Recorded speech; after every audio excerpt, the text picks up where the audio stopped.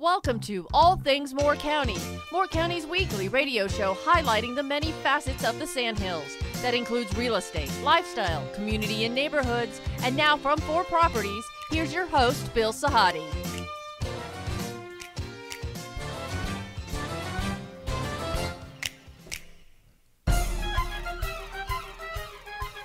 Hey, Dorothy, good morning. Good morning, Bill. What are you doing in my little studio? I'm in your studio today, and I know that overture that you just played. Do you? If I remember, that was the Addams Family. I believe it is, yes. And for our listeners who would remember, back in September, we had a young guest on who has become one of my favorite guests. I know you talk about her a lot. And she is a very talented young lady, Calli McIntyre. Yeah, and I think she's out there sweating bullets right now. She's going to be hosting the show. Hey, Calli, good morning. Good morning. We're so glad that you could come and do this. When you were on in September, you came on as Miss Moore County. Yes, sir, I did. But you're not here as Miss Moore County today, are you? No, sir. I am just here as an avid art supporter and a Pinecrest player. Well, one of the themes of our show is always doing everything we can to support the arts and to feature different productions. And Calli, you're involved in a production coming up, and you have 2 guests with you today. And I have to tell you before you start to talk about it, I could never have done what you're doing right now when I was your age. Remember we used to talk and joke about that? Yes, sir, I do. And maybe the more you get to know me, the more you're going to agree with that statement, huh? Right. So you have 2 guests. The show is yours. It's All Things Moore County, hosted by Calli McIntyre. Good morning, everyone. So today I am with Adam Faw, who's also my theater teacher at Pinecrest, and Megan Bankos. First, I want to thank Mr. Bill Sahadi for giving me this opportunity today to speak about such an important topic. So to give a short synopsis of both these people, Adam Faw has served as the director of the theater arts program at Pinecrest High School since 2003. In 2014, he was awarded the North Carolina Theater Conference's K-12 Theater Educator Award. Under his direction, Pinecrest High School has received numerous NCTC Play Festival awards, including most recently Best Director, along with 2 other Moore County public school theater teachers. Adam is married to Kathleen, and they have a 1-year-old son, Anthony.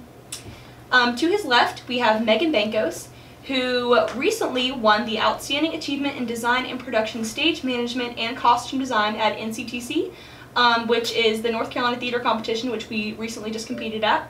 And she is also a senior at Pinecrest High School and fellow Pinecrest player. Welcome, guys. Thank you.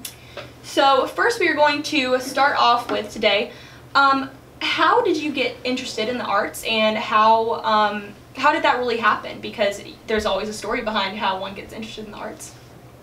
I remember, because I'm in a military family, and so I lived back in New Mexico, and my sister tried out for a talent show, and so I remember being in the audience and being like, I bet I could do that. And so I did. Thanks. And and then like there's like everything that's happened since then, because I was in 1st grade back then, and so I kind of just kept going, and it's been fun. As you could say, I always loved going to see plays. I've always enjoyed music, but when I was in high school, I played football and wrestled and worked and hung out with the theater kids, because they were the weird kids that just seemed to get me. And finally, I kind of tagged along to an audition the summer after I graduated high school. West Side Story was my first play. Got a part in the ensemble, absolutely fell in love with being on stage, and with 1 show under my belt, decided this was what I wanted to do with the rest of my life. Which, let me tell you, is a very quick way to scare your parents. Yeah, you're right. So you are the drama teacher at Pinecrest. You teach different levels, so Yes. You teach theater 1, 2, 3, and 4. Yes, basic levels of theater are 1, 2, 3, and 4 for freshman through senior. The 3rd and 4th level is honors theater, where we really do a lot of outside performances. I also teach 2 levels of technical theater and student directing class. Okay, so you are in theater 4, correct? I'm in theater 4. I've directed, and I'm in like this. I've taken tech before, the tech class, and so I'm in it again this year. Awesome. So what do you learn as a student at Pinecrest through his classes? Depends if I'm on my phone. No, I think the main thing that we learn is just how to hold ourselves, which is kind of different, but like we need to learn that our what our standard is, and I think I don't know, like it's just like how we choose to present ourselves and like hold ourselves to our own standard. I think that's the biggest thing that we learn at Pinecrest, or I've learned at Pinecrest. Awesome. I speak for all of them. So what do you teach? So obviously I hope they learned what I teach. But what I teach does go far beyond theater. Most of the students I teach are probably not going to set foot on a stage again after high school. I hope they stay avid supporters of the arts. I hope they instill that love into their kids. They continue to go see plays, but there just aren't that many jobs in theater, so I fully understand that. But kind of as Megan said, hopefully it's a way to learn how to hold yourself, how to present yourself, and how to be responsible for your own work. One of my favorite things that we do is kind of developed over the past couple years is the senior show, which is basically the seniors in honors theater. It's their senior project where the last third of the year, starting about in March, the students select their own play, they choose their directors, they cast it, they design it, they build it with little to no input from me. And it's very cool because it's completely theirs. And it's at that point it's really not about a grade. It's about, okay, they've learned everything that they can at this point and they're about to graduate, so let's see what they can do. And it's amazing because I've never seen second semester seniors that engaged in a project before, and one that literally I don't have much of anything to do with at that point. So, is that going hands-free for the senior show? Is that something that is a difficulty for you? Because, you know, as a student of yours, you are very interested in getting us to where we need to be, and it's like, I'm not a senior yet, so I wouldn't know, but it's just like, no, that's got to be scary because, you know, I've always been under the influence of a director, and that's going to be crazy. It is. This year will be our 5th senior show, 5th or 6th, somewhere in there, but I think we're at 5. Yes. And what is it? What is our senior show this year? Oh, it's All in the Past by Lauren McInnes, I believe, and it just follows a female detective through Shanghai. Ooh, women empowerment. Can I talk about that? And it's like in the 1940s, and she's a psychic, and it's really interesting. But apparently we're all about why we wear black, right? Yeah. Apparently we're all about women empowerment in our shows this year. Actually, we really are. She kills monsters. We had Agnes, who it's all about D&D, Dungeons and Dragons, and she was a very empowered woman, played by Aiden Peters, and she did absolutely amazing. And she won an award. Yes, she won an award for Best Actress. And then, you know, we have Adam's Family coming up, and that is dominated by a matriarchy of 2 women. Very true. So, what are some problems that you face as an art student? Have you had any? Mainly choosing my school, because I would like to go into the arts, whether it was film or stage, or technical stage. But it's mainly people just like, you're not going to make it. Yeah, and I agree. Yeah, and so it's kind of like, you have to do this by yourself. Luckily, I have a family that's like, all of them are involved with the arts. Right. And so I have a very supportive system, and so that's what I kind of want to help others with, like making that family. Yeah. So would you say the arts changed you? Oh, most definitely. Like, definitely in high school, because when I came into high school, I was so shy. I would have said no to this. Like, I would have been like, nah, I'm gonna stay away. But like, now I'm just way more confident, and so it's just, it's changed me completely. I can personally speak from experience that growing up in the arts, I've always been involved in the arts because my grandma actually competed in pageants, and she sang, and she was in the gospel choir at church. So growing up, I always listened to singing, and it was hard in middle school because it's like the age where all the girls are playing soccer and all the boys are playing basketball, and you're like, I like to sing show tunes, so like you're just different. But you know, you wouldn't change it. So what were the steps that you had to take to get to where you are now? Well, first was the education. I did my undergraduate work at Appalachian State University. Shout out Mountaineers. My undergrad was specifically in theater education. It was a Bachelor of Science for education in theater, so it was a very, in that respect, it was a very narrow focused degree, but theatrically it was actually a very broad degree, because in theater, as a teacher, you kind of have to have an understanding of everything. So I did acting, I did directing, lighting design, sound design, dance choreography, a little bit of everything.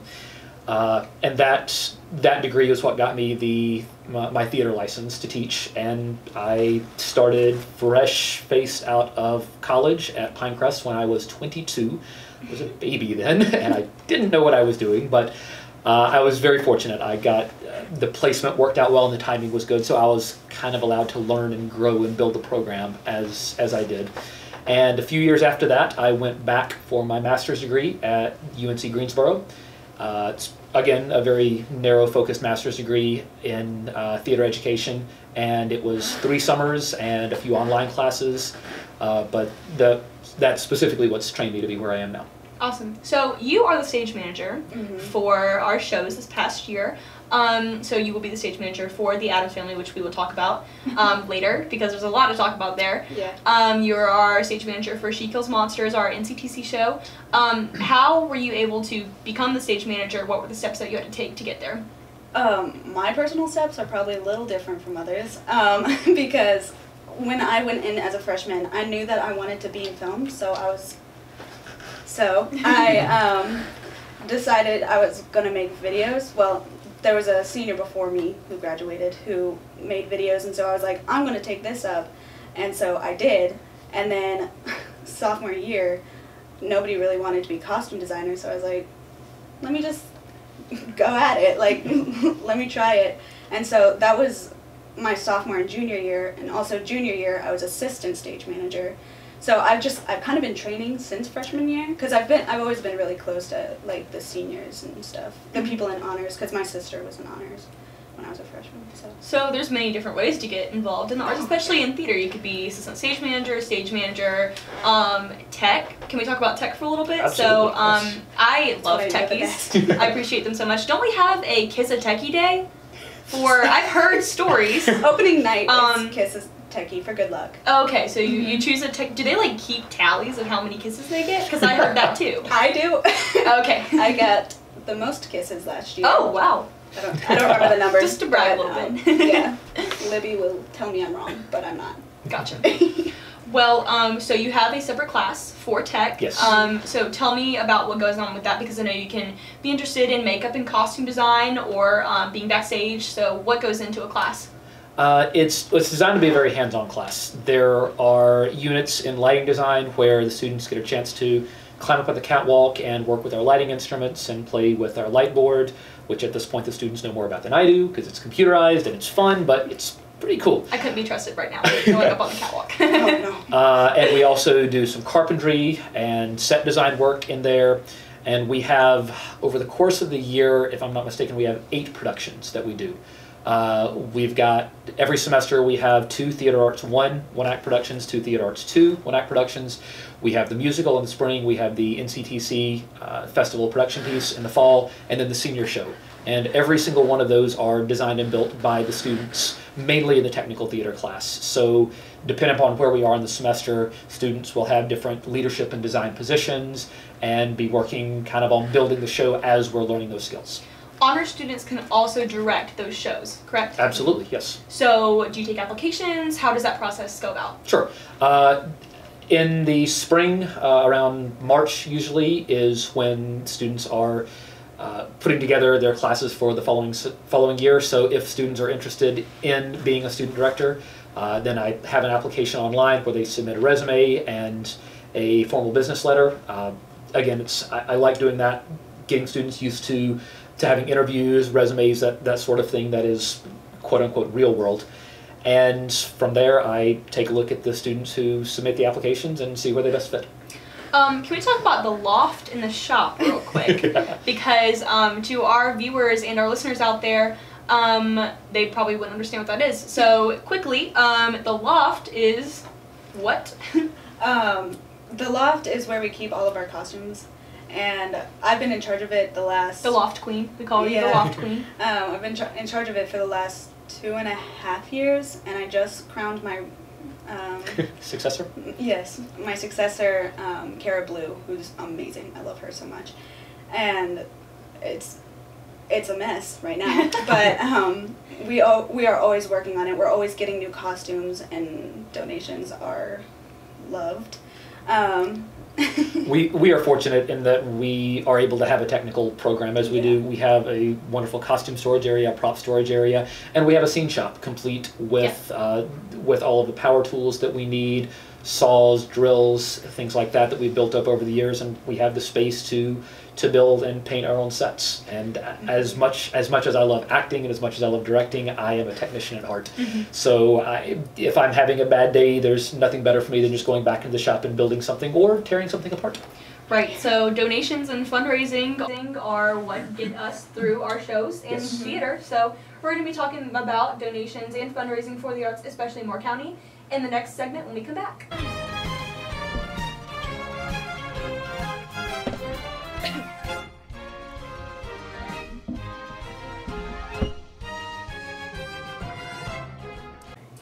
Hello everybody, and welcome back to All Things Moore County. We are back with segment 2, and what we're going to talk about is how we can donate to the arts in Moore County, and basically the importance of arts scholastically. So I read that students who study art are 4 times more likely to be recognized for academic achievement and 3 times more likely to be awarded for school attendance. So, Mr. Faw, let's talk about how the arts can help actually in school. Sure.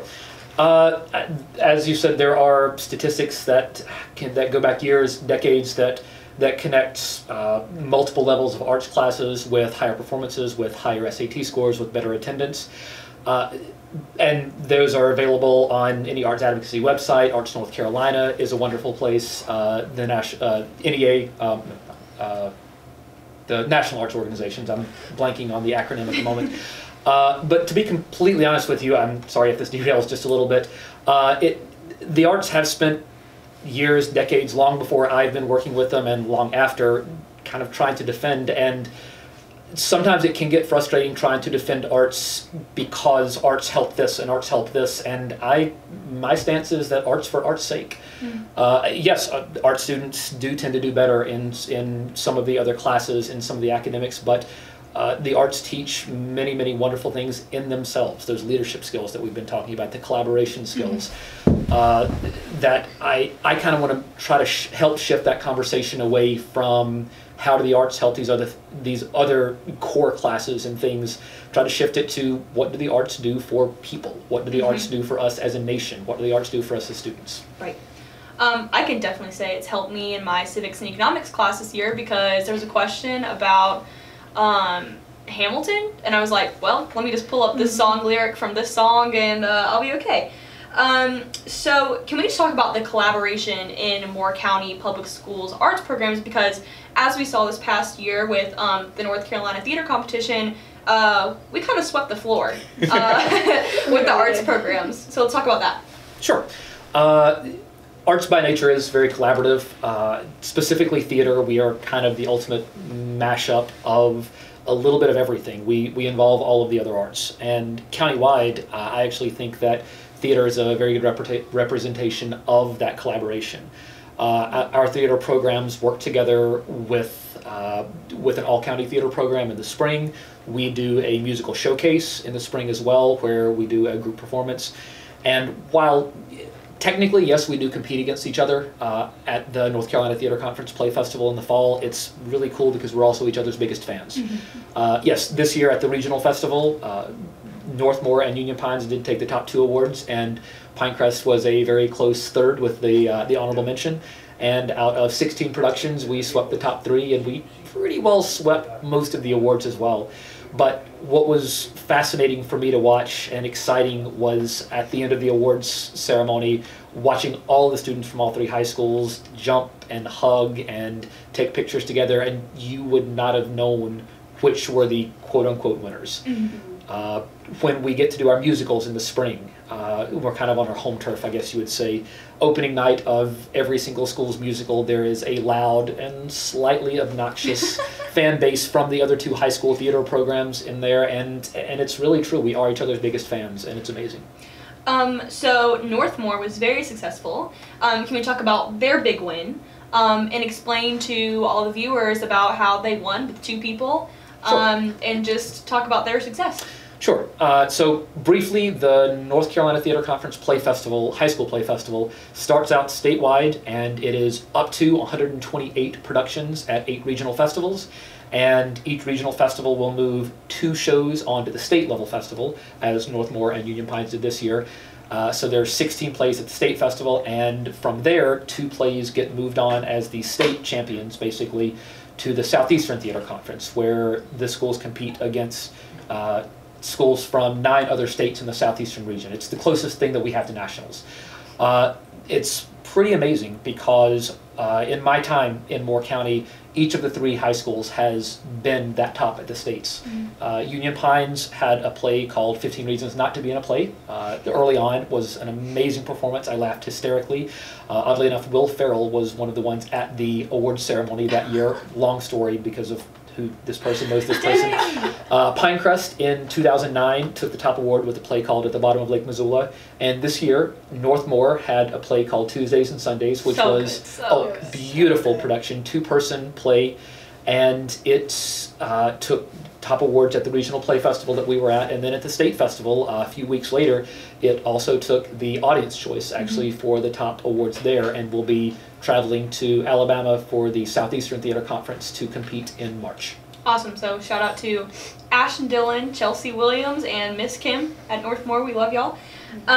So let's talk about how we as Moore County can donate personally to the arts program. So let's talk about the budget first of all. Sure. So I'm careful how much I try to complain, because I understand that we are actually very, very fortunate to be where we are and having the positions, the staff positions that we do and the facilities that we do, but there are still areas that are lacking. We do have the fully funded theater arts positions, and we have the facilities, and there's a small stipend that goes along. It's basically the equivalent of a coaching stipend that goes along with doing these outside of class performances for the teachers. But other than that, the funding is completely raised by the parents and the students and the programs involved. And theater can be expensive. Even trying to do it on a tight budget, it gets expensive fast. Last year we did The Wizard of Oz, and I believe our budget was in the neighborhood of $18,000 for 1 weekend of shows. And we did not make that back in ticket sales. We rarely make it back in ticket sales because we would need to charge $20 or $25 a ticket, which is difficult for parents and family members who are coming back to see multiple shows. So we try to offset that with some fundraising that we do, as do the other high schools. At Pinecrest, we have raffle ticket sales that the students sell tickets for, and we do program ads as well that all the students in the musical are going to have that information in their hands within the next couple of days, actually. So being a loft queen, can people donate costumes? Can they donate whatever? Yes. We will accept practically anything. We will accept like props too and everything, because with She Kills Monsters, like we donated like 5 dragon heads. Like my family made them, and so like trust me, we will take whatever. And your family, your parents are avid Booster Club members too, right? So can you talk about the Booster Club a little bit? Sure. My mom, she doesn't hold any particular position, but she's the president, I believe, of the Choral Boosters Club. And so she has spent the last, 6 years, I believe so. Just like trying to help the arts fundraise and like trying to get people, like she has spent countless hours like trying to go out and trying to like put our posters up, or the Bricks Night, I believe it was, where like people could come in and like order a pizza and then show a flyer. And it would be like, oh, here, just like donate like 20% of this profit. So.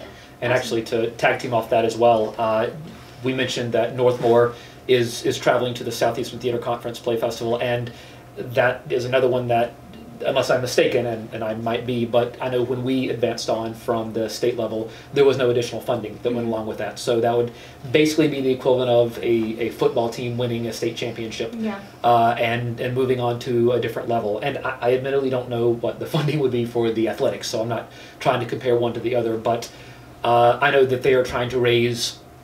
When we went in spring of 2010, it cost us about an extra $20,000 just to get us there and the registration for the conference and everything.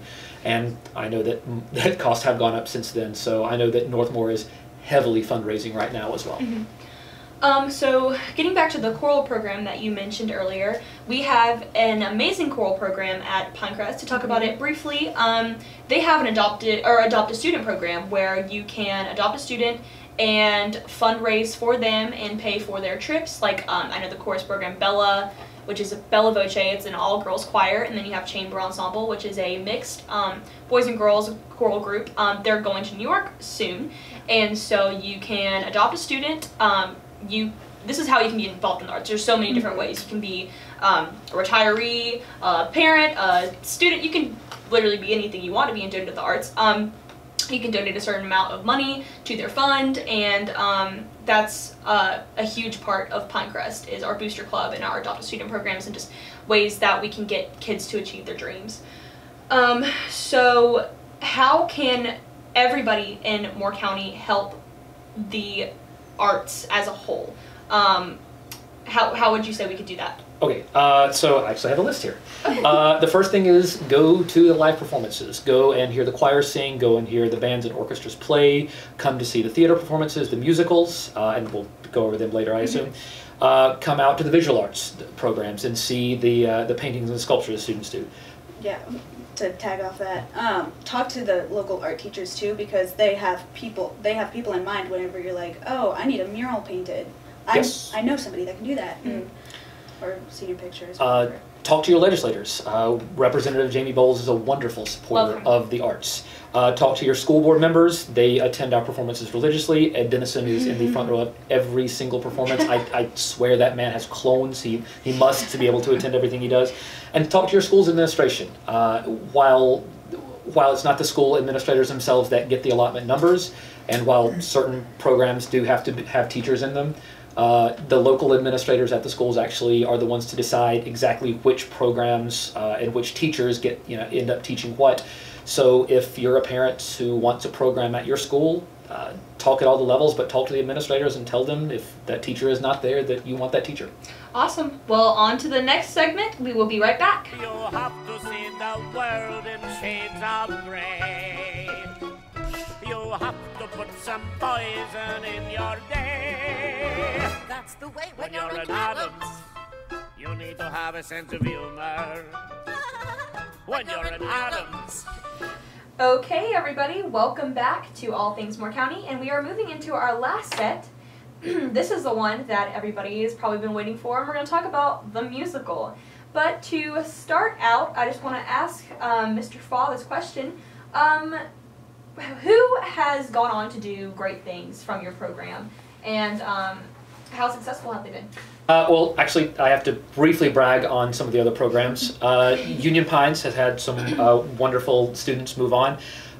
Lucas Meacham, who was an actor there and oddly enough was a music major opposite me when we were both at Appalachian State. I built costumes for a show he was in, is now a huge star in the opera world, has performed on the Met, performed all over Europe.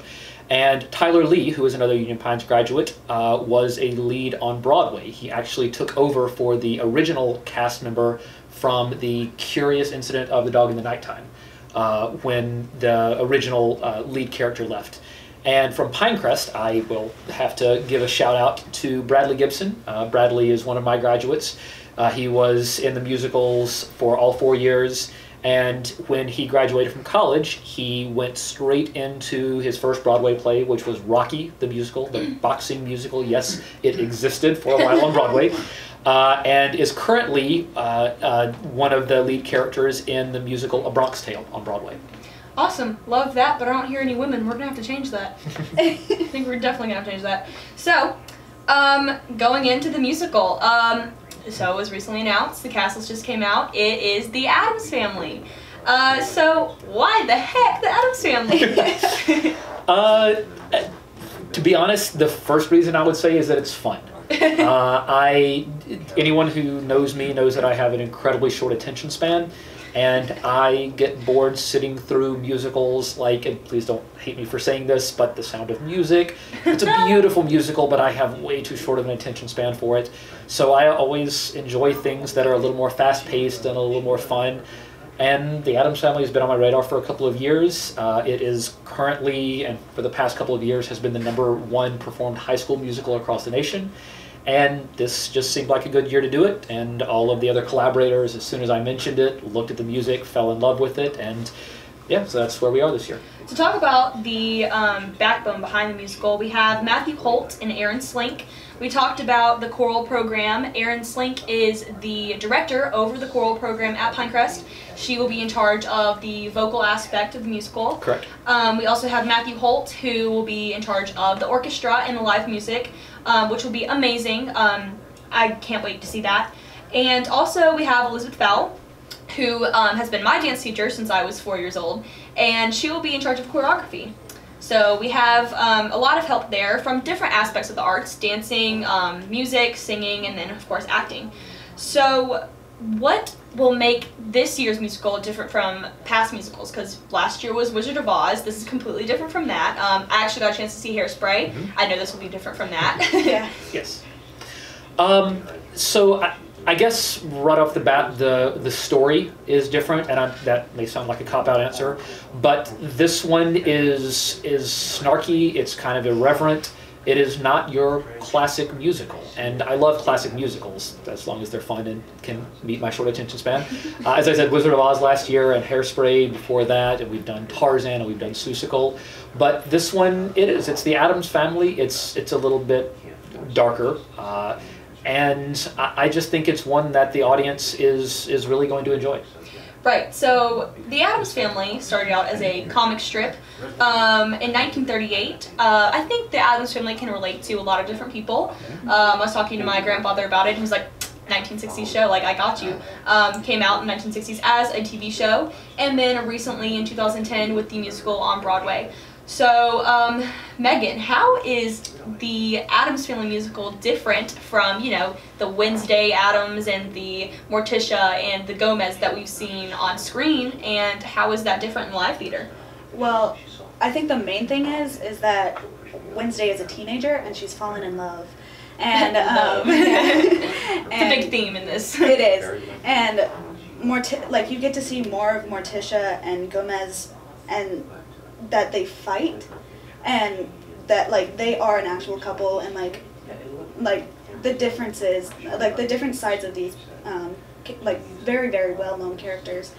And so you get to see that through this, like the boy that Wednesday has fallen in love with is the families are finally meeting, and it's the Wednesdays, that Addams and the Beinecke's, and they're finally meeting, and it's all about one normal night. And it's going to be so much fun just to sit in the audience and be backstage. It's going to be hectic backstage. Oh, right. But so, you know, we have Pugsley, who everybody knows, the little brother. We have, yes, Andrew Locklear. Oh my goodness, he's going to be amazing. We'll have to bring him on the show too. Oh, absolutely. Also, we're announcing right now, we're going to have another show. We're going to bring some of the lead role characters in, talk about their characterization, talk about you know, how they identify with their role, and we'll bring back you guys to talk about it as March gets closer. But let's talk about the Beinecke's, because a lot of people are going to come to this show and be like, you know, the little snaps and the TV show, and Wednesday's young, but like you said, she's going to be older. Let's talk about the Beinecke's and who they are. Sure. So we are introduced to the Beinecke family, the two parents. We have Mal, who is the father, and Alice, who is the mother, and Lucas is the young boy. I guess you would call him the romantic lead in this. And for lack of a better way of saying it, the Beinecke's are normal. They are a family that you would pass on the street and not even think twice about it. And that is obviously very, very different from the Addams family. And kind of the plot point, the conflict here is that give us a plot synopsis too. Sure. Without giving away too much, because we want you to come see the musical, we open up with this big song and dance number, and all of the ancestors, who are the dead family members, come out from the crypt and come out from the grave this one night a year to sing and dance and relive the old times. And Fester, who is kind of stirring up trouble, but also kind of trying to make sure that everyone ends up happy, locks the doors and basically tells these ancestors and tells the audience that he is not going to let them back in until things are resolved. And through this, we learn that Wednesday has fallen in love with Lucas, a normal boy. And this, of course, causes conflict. It causes trouble in almost a Romeo and Juliet style thing, but nobody dies. Well, you have the characters that are dead to start with, but nobody dies in the course of the musical. And obviously the families are really, really struggling accepting one another because they are from two very different worlds. And we see Wednesday struggling with falling in love and experiencing these puppy dog-like teenager emotions that she has laughed at everyone her entire life for feeling.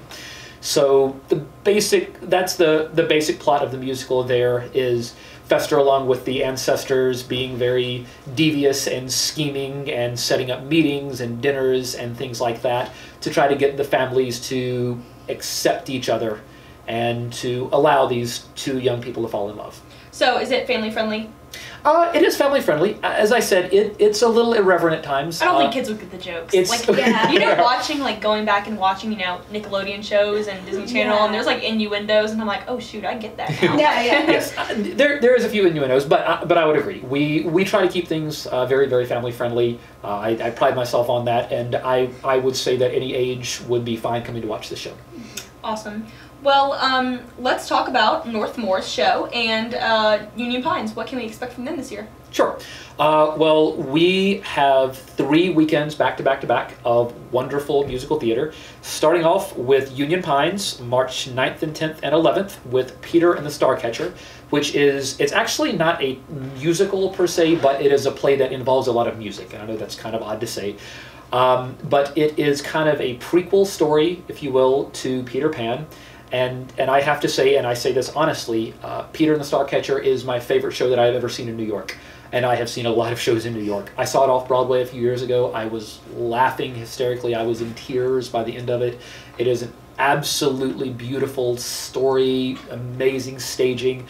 So I'm a little biased, but Miss Osborne as my mentor is one of my favorite directors, so I'm very excited to see what they're going to do with this. So the second weekend, as we've been talking, is March 16th, 17th, and 18th at Pinecrest High School with the Addams Family, and we'll come back to that shortly.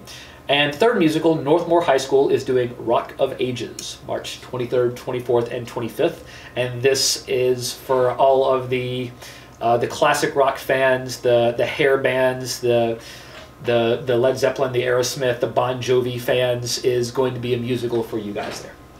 Awesome. Okay, well, let's talk about the technical side. Like we were talking about earlier, the techies.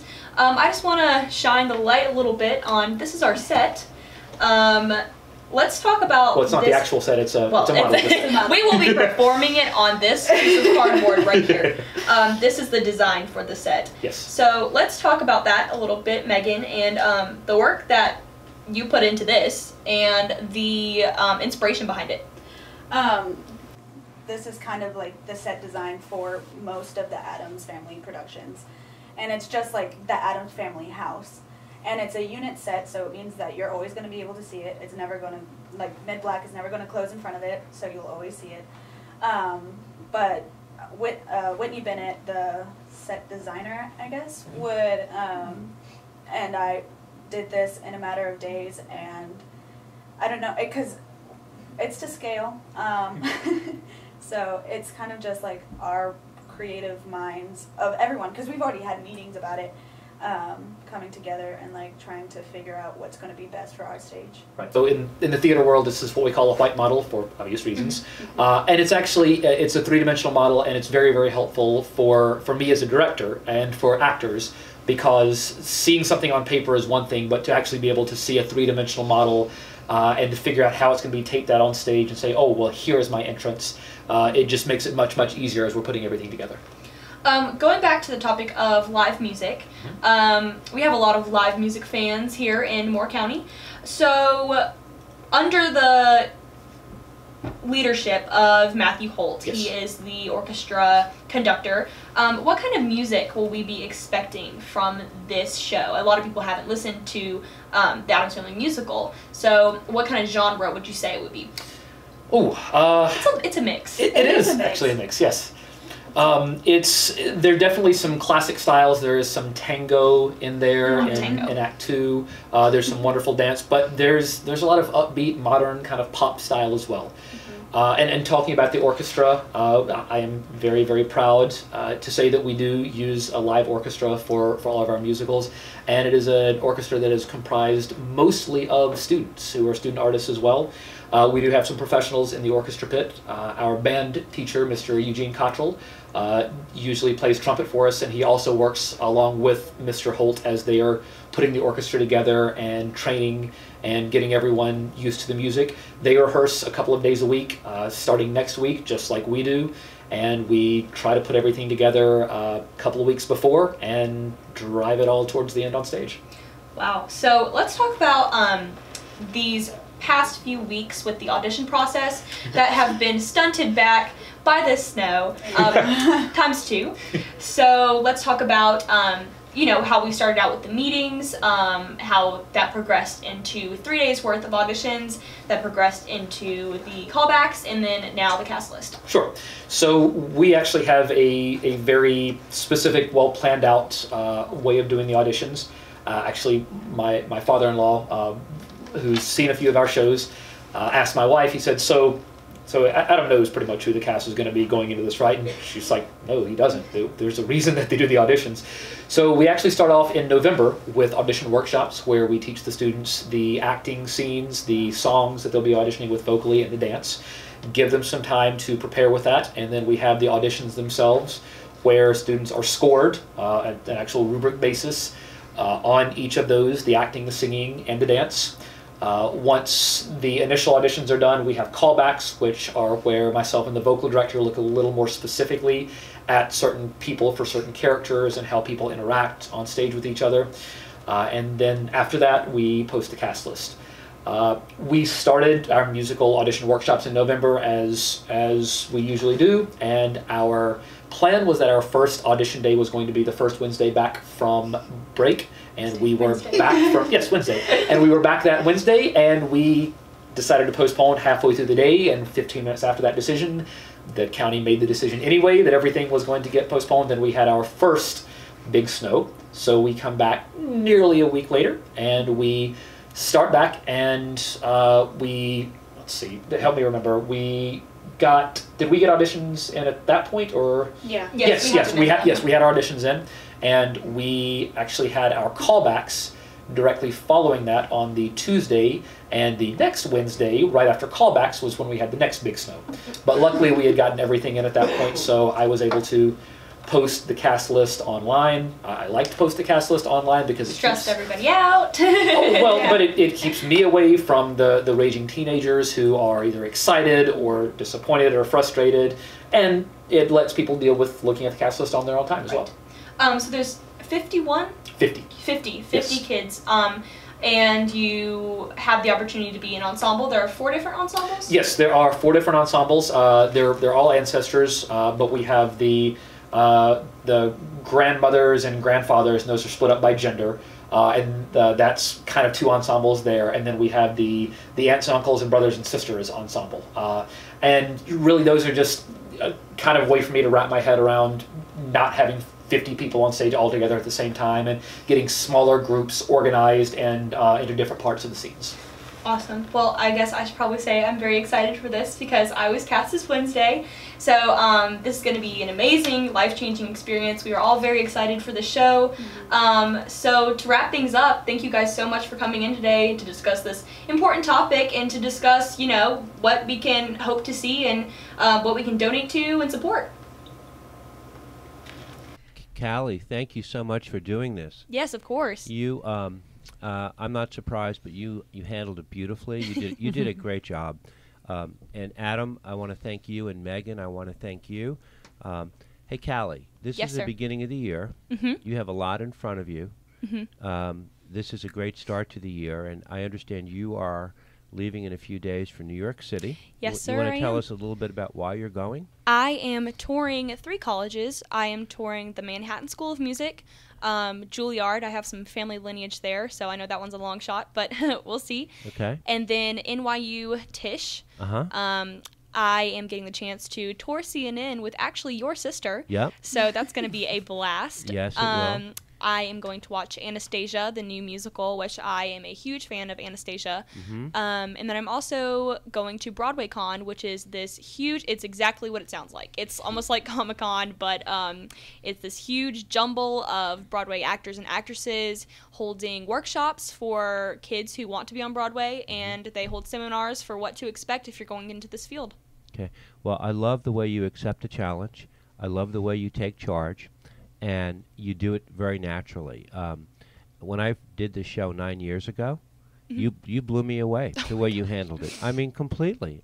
So we're going to have you back on again this year, and I think you want to get Adam to come back and get some more people coming in. We'll interview the cast, but that'll be your job. You can interview us. Okay, and then you won't be in the hot seat. Oh, no. To put me in the side of the spotlight. You can be the spotlight. Calli McIntyre, great job. You were a wonderful host. And we're going to see you down the road. Awesome. Come watch the show. Everyone have a great week. Thank you. You gotta have a lot of passion when you're in Adams. You need to really love your wife. Several times a day. You're happy when your toes are in the